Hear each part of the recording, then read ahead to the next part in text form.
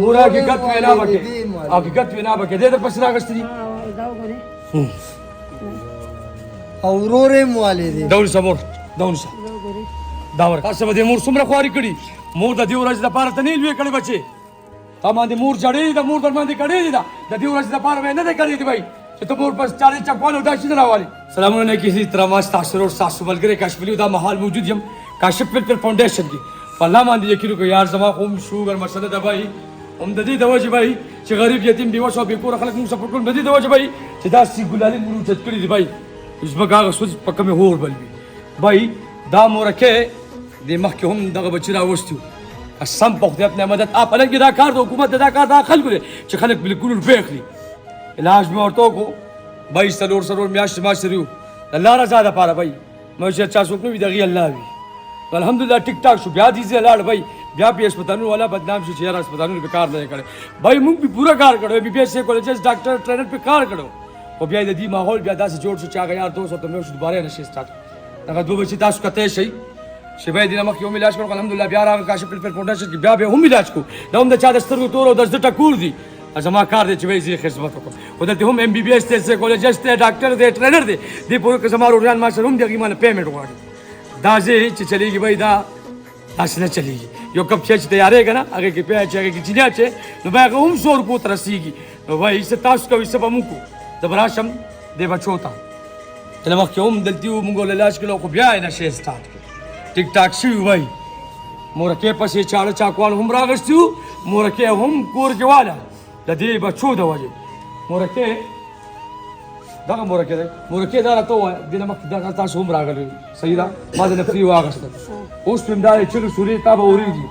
اوس په د نفري واغسته د الله رضا ده پر مورجان نشي ولې دوباره باروزی بشپیم بار کیا او تفتید شپې 2 بجې مراشي 3 بجې مراشي مونږ ودیو خو نه شي زواسو میوسی اوس تاسو جمارا ورستو لاس کې ور سره ډېر مطلب سو ور سره مورجان تو خای ماته واغان بلا مور سره راځي بچي ټوکیا ور سره وا ورګي بچي سيدي در سره دا ورګه ټول ګدادي مور سره لاس کې دای ټوکا دا دې مور سره دا تاسو سره وړو اوس به دا ډېر خلک وي الله دې رحم وکړي نن سبا خدا چې خلک دي چې به مور حقیقت وینا بکې حقیقت وینا بکې دې د پسنا غستري اورورے موالدے دول سمور دول سا داور دا راته وای ولې چې دا شو کې مېندو پښه بدار علي دا نشي سامان چې دا شو کې مېندو خويندو پښه بدار علي زموږ مېندو خويندې دې لپاره پاتې شوې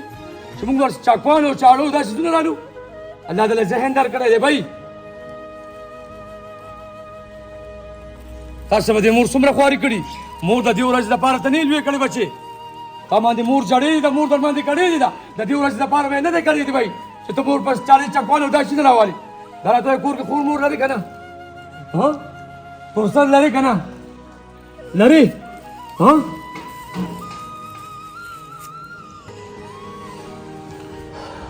کتل کو الله باندې یقین کوي بس اما دا ژوند ټول ته چلا بیا پکې په دې قوم وګورو دا د افغانستان ګلالي دیکھیں صدام معصوم دا ویڈیو شاید شیئر کړئ افغان زد بزد تر د ټول افغانستان یو جهان مننه کوم الله دې عمر ژوند زندگی ورکړي خو دې ځل به ان شاء الله زه دعوت ورکوم افغانستان خلکو ته موسټ ویلکم راشي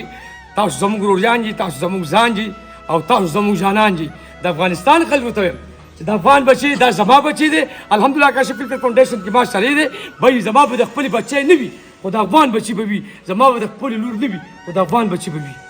بھائی ویډیوګان شته د افغان ماشومان ویډیوګان شته وی ګورئ دا صدام تیز بچو حسیب الله او اسد کوم یو ځل بوتل خو بیا راغ الله دې رحم وکړي او هر سړی دلته روان دی د خلکو مینه محبت ته ګرانو کو دونکو